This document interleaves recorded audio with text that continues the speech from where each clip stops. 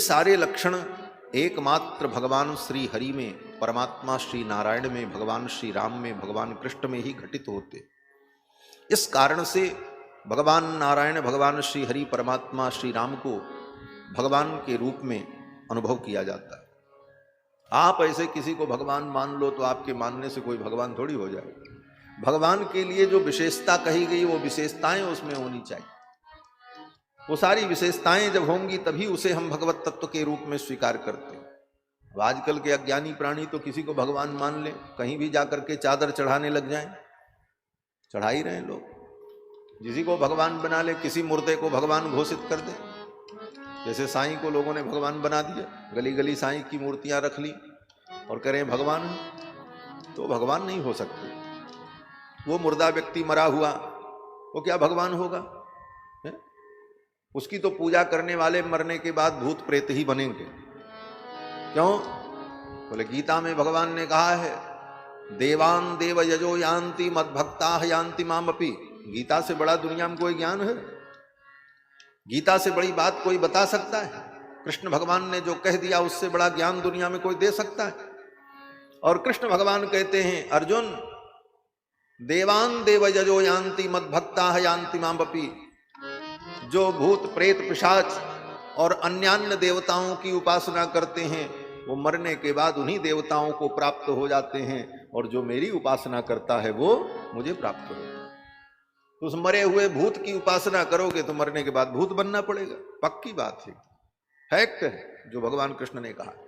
इसलिए ऐसे मनमुखी तथा कथित भगवान की उपासना और पूजा नहीं करनी चाहिए। शास्त्र जिसे भगवान कहे, कोई अपने से भगवान बन जाए वो भगवान नहीं हो सकता। 150 आदमी, लाख आदमी मिलकर के किसी को घोषित कर दें ये भगवान, तो अभी भगवान नहीं हो सकते।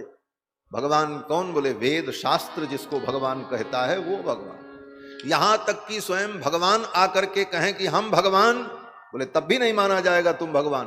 भगवान ही आकर के कहें हम भगवान, बोले तब तक हम उनको भगवान नहीं मानेंगे जब तक वेद शास्त्र उनको भगवान नहीं कहेगा। ये मर्यादा है। ये थर्मामीटर लेकर के रखोगे, कहीं आपको गड़बड़ी नहीं होगी, कहीं आपको भ्रम नहीं होगा। और केवल अंधश्रद्धा के नाम पर कहीं भगवान मानकर और किसी को ईश्वर मान करके उपासना कर रहे हो, वो सब उपासना मनमुखी हो जाएगी, व्यर्थ हो जाएगी, उसका कोई परिणाम नहीं होगा। स्वयं भगवान भी आकर के कहें हम भगवान, तो हमारी भारतीय परंपरा, सनातन परंपरा कहती है शास्त्र अगर प्रमाणित करेगा तभी वो भगवान, अन्यथा भगवान नहीं। तो बंधुओं, ऐसे भगवान प्रभु श्री हरि हैं, भगवान श्री नारायण हैं, भगवान श्री रघुनंदन, भगवान श्री कृष्ण हैं। इनकी उपासना करनी चाहिए। भगवान के जो दिव्य स्वरूप हैं, पुराणों में, वेदों में जिनका वर्णन है, भगवान के तत्त स्वरूपों की उपासना करनी चाहिए। और वही उपासना, वही भक्ति कल्याणकारिणी होती है।